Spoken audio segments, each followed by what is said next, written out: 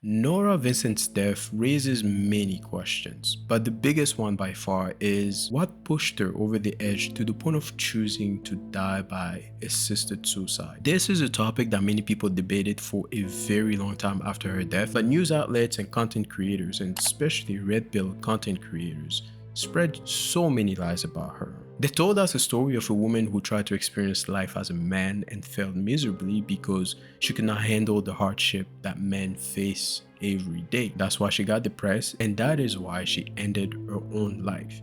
In conclusion, men have it harder than women, and this is the proof. Case closed. I mean, what else do you need? See, the irony is that in her book, her message to men was filled with positivity and encouragement, but also a very surprising level of understanding about our suffering and our shortcoming as men, because in some way she had experienced that. And instead of highlighting this whole thing, which I think would have actually benefited many men out there, these people used that same book and her death on top of that as propaganda. So I decided to do my own research because I have been very curious as to what really happened to her, what really pushed her over the edge. Also, I think Norah Vincent deserved better. I think she deserved a good amount of empathy, but also she deserves part of her truth to be told, because unfortunately she is not with us to tell us the truth. And today I would like to share with you everything that I could find, even all of my sources, because I believe that is important. This was a very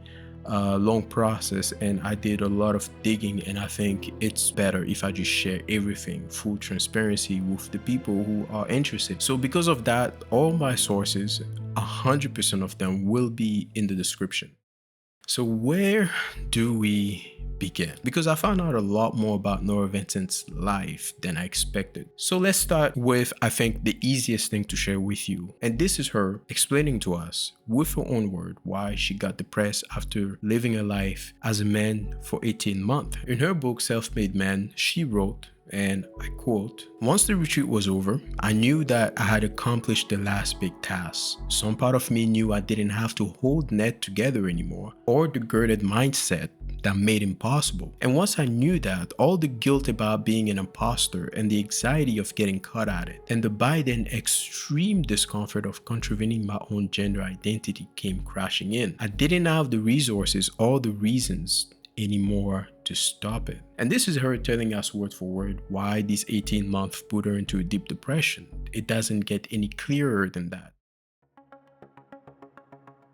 At the beginning of her second book, Voluntary Madness, she explains that she lost her mind mostly because she tried to hold two identities together. Now, we'll talk more about the book in question in a bit. In this book, we truly get to understand her state of mind and what really happened to her. She gets a bit more personal, but her struggle with her gender identity comes up again in an interview with NPR. And it's important that I mention it because it seemed very relevant. So at some point in this interview, Norah Vincent was asked a question and she replied, and I quote, "I had a, I would say, nervous breakdown. I really went into a terrible depression. I think that I also developed a tremendous empathy for transsexual because I think part of what precipitated that breakdown was also the fact that trying to hold two gender identities in my mind at the same time, it sets this cognitive dissonance. My brain was female. I felt that I was a woman very strongly, but I was trying to pass as a man, and that's just a conflict that I couldn't sustain." So holding two identities in the head played a big part in the mental breakdown because she mentions this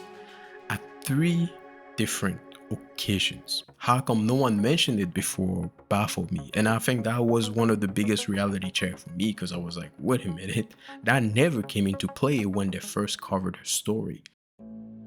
There is another major factor that we never took into account. At some point in the book Self-Made Man, Norah Vincent mentions that she had a lot of anxiety and fear about the lies that she had to tell to the people that she was meeting, but also she had a bit of fear and stress about the idea of getting caught. And there's way more than this. So here's another thing that I found very interesting. Throughout my research, I found out that Norah Vincent had a history with mental illness and prescription drugs way before she even started this social experiment with Self-Made Man. And that led me to look more into her book, Voluntary Madness. In that book, Norah Vincent opens up even more about her history with mental illness, prescription drugs, and even recreational drugs. She reveals that she was already diagnosed with depression in her mid to late 20s, which was a few years before she started her social experiment for self-made men. And she was already on prescription drugs such as SSRIs, which, if you don't know, are antidepressants used to treat severe cases of depression. So we can assume that she was already battling a severe case of depression way before she even started that social experiment. She even admits that she had a terrible experience with prescription drugs. And I really felt that because as she's mentioning all the drugs that she was prescribed during her battle with depression, it's very alarming. I mean, if you get to actually read the book, I highly advise you to read it because you will find out so many of her hardship came from having to go on and off and switch different drugs. And as she explains it in detail, it affected her mentally, it affected her physically. This is where we're starting to put all the pieces together. This is the beginning of it. So then let's talk about the moment that everyone tend to focus on the most. It's when Norah Vincent eventually joins the men's group, or the men's workshop is how she refers it at time in the book. The first and most crucial context here is that Norah Vincent already went into the group with a lot of fears and anxiety, also some preconceived notion of what it would be like. As she explains at the beginning of this chapter, she saw herself as the enemy to these men, but also she was extremely uncomfortable because of something that she did not like. And she said, "Call me unevolved, but I didn't want to hug anybody there just because it was part of the program. I don't do program. I don't like program. Even though I know people who participate in them and have changed their lives immensely for the better as a result. I wanted to hug people when I felt something for them, when I was ready. Besides, I saw myself as an enemy in this group and I thought it was best to keep it that way." This is how she describes how she felt the first few times she went to those meetings with the men's workshop. I have to admit that I was a bit surprised that she kept going to these meetings despite feeling so uncomfortable, which makes sense as to why the men's retreat broke her. Now, before I go any further, I think I need to make something clear. I do agree with people who made the argument that trying to live her life as a man did play a part in her mental breakdown, and that is true because even she admits that it played a part. My disagreement with them is that they only painted a very small part of the picture. I think Norah Vincent, when she was experiencing life as a man, there were two things that she never really saw coming. Number one is the culture shock. So for example, when she joined the men's bowling team or when she went into the monastery, there were moments where she was shocked by the way men behaved, whether it was how welcoming we could be, which is something she never thought would happen, but also how harsh we can be on others and ourselves. I think in a way she saw a level of humanity that men can have that maybe she never saw coming. And number two is the reality check that men don't really have it so easy. But there's the other side of the coin that she also mentioned, the idea that men, depending on the situation, tend to have way more advantage and way more power than she also imagined. So let's go back to the men's retreat. Now, to make a very complicated and very long story short, and to be honest, you are doing yourself a disservice if you do not read the book, because how she explains it and how she describes it, it's almost impossible to really replicate unless I do it verbatim, and I'm not going to do verbatim because I don't want to spoil the book for you. Because what she explained was, first, before she even went into the retreat, she had a few fears. She was scared that, first of all, it was a retreat, a weekend-long retreat into the woods, isolated, and she wasn't too sure how that was going to play out for her. She had played different scenario in her head where these men found out that she was a woman in disguise infiltrating their secret circle or the safe space, if you can put it that way. And she was very scared at the idea of what they would do to her if they found out. And that really made her anxious. Nonetheless, she decided to keep going, and when she was at that retreat, not only she had a hard time keeping up the disguise, as she explained it, she was sweating a lot, she was scared at the idea of the makeup coming off, she was also scared at the idea that, well, I have to take a shower, I have to change, and she even decided not to shower during that time. And throughout this whole thing, eventually she snapped. There was an event where she thought these tools that they had for the ceremony were real. She saw blades and she thought they were real. She thought, oh my god, like if they find find out that I'm a woman, they would use these tools to end my life. But eventually, after she snapped, she realized that the tools were fake. She realized that the whole thing, she blew it out of proportion. And that's really how this ends. But at that point, it was too late. And you would think, okay, well, this is it, right? Like the story is over. But here's the thing. After Self-Made Man, Norah Vincent was able to check herself into a treatment facility. The issue is she did not finish the treatment. Not only that, she decided to put herself into another social experiment to write the book that we're going to talk about, Voluntary Madness. She decided to infiltrate 3 different facilities and posing as a mentally ill patient, just as she did before a few years ago, posing as a man. Now, this book is a tough read because, as I mentioned before, she opens up a lot more about her history with mental illness, her history with prescription drugs, and even recreational drugs, and how she felt mentally throughout the process of making Self-Made Man, but also the process of making this book, Voluntary Madness. What surprises me the most, and what I noticed, one other thing that I noticed that I think is quite fascinating, it's when she admits that she lied and she faked being okay, being back to normal so she could get out of the treatment facility earlier. Keep in mind that she checked herself into that facility right after she was done her social experiment for Self-Made Man. After I read that part, I thought to myself, so she never really gave herself enough time to recover and then goes to put herself into another stressful situation to write a book about mental illness. And maybe she had a contractual obligation to a publishing company. I'm not sure. That's just speculation. Or maybe she just wanted to have the same success that she had with Self-Made Man. At some point in the book, she says that she got depressed again because she went off her medication without consulting a doctor. Because she started to read about the side effects of drug that she was taking and the corruption in the medical industry. But she says that she also stopped taking her medication because she wanted to be depressed, to immerse herself while she was writing this book. When I first read this part, I thought to myself, well, that doesn't make sense. Why would you do that? Nora considered herself an immersive journalist, which is why she truly had to need the treatment from these facilities if she wanted to succeed in her investigation. I personally disagree, but I'm not an immersive journalist now, am I?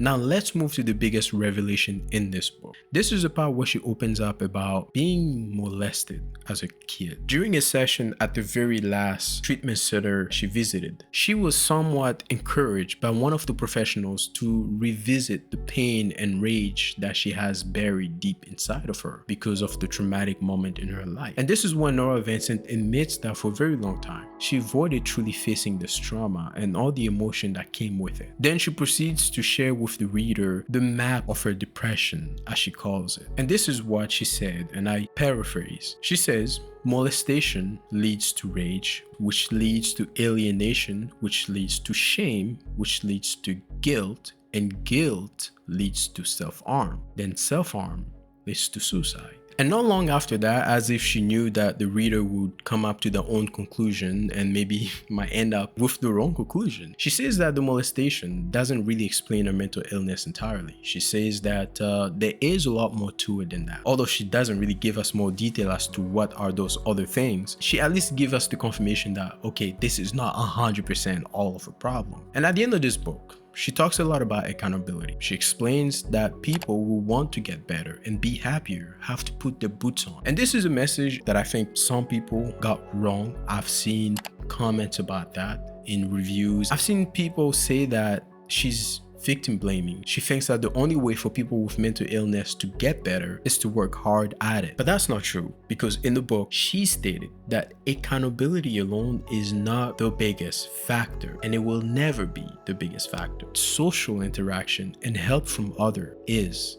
The saddest part of this whole thing, and what personally broke my heart, was when she admitted that she was guilty of isolation herself, that she avoided social obligation and even social interaction, simple social interaction, because of her own issues. Then she ends this book revealing that she is not cured and that she's still fighting. Now, this book hit hard, as you probably can tell from my voice. It's not because I'm tired. Is because I'm still relieving the emotion from reading the book, knowing already what happened to her while reading what was going through her mind at the time.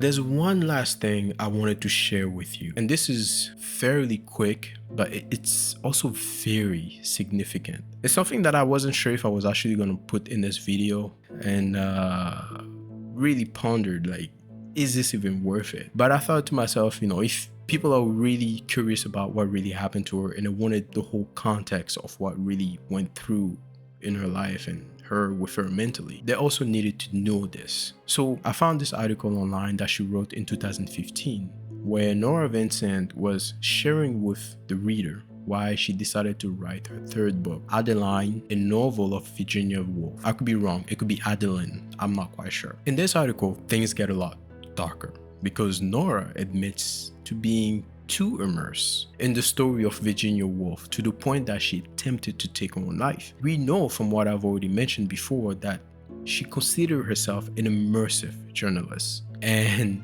she can go to great length to immerse herself. We've already established that because of what she's done, not only for Self-Made Man, but also for Voluntary Madness. I'm not going to get too much into the detail because I think you should go and read her book yourself. You should go and check out the interview and the articles yourself so you can make up your own mind, because frankly, what I'm telling you and what you will read, they really invoke two different type of emotion. There's also, I think, in this day and age, a need for people to come up to their own conclusion, use a little bit more critical thinking, and not have influencers like myself or YouTubers or the news or wherever influence too much what the truth is. But for me, I think this was the point of no return for her. I think this was the first time I remember her being so close to the idea of suicide so openly. I had read a book, both of her book. I had done the research, read article, watched a bunch of YouTube videos, and some of these YouTube videos, honestly, I could make another video about it because of so many lies that were told about her and so many terrible assumptions that was made about her. I'm pretty sure there are many other things that could have happened in her life. I'm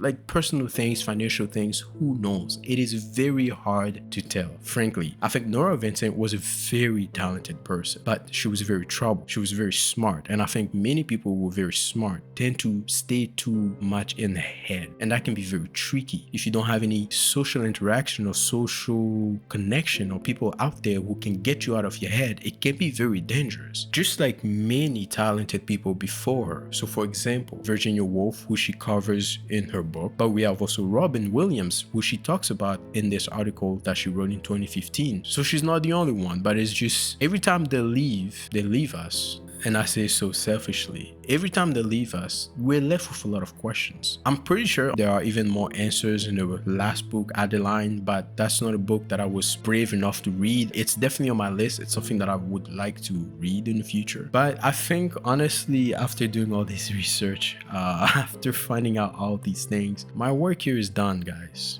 I have given you all I found out. I've done the best to actually get an idea of what was going on with her. I still have questions, but such is life. So that's it for me today, guys. No conclusion, no lessons. No lesson is needed because frankly, nobody cares. Nobody's gonna listen anyway.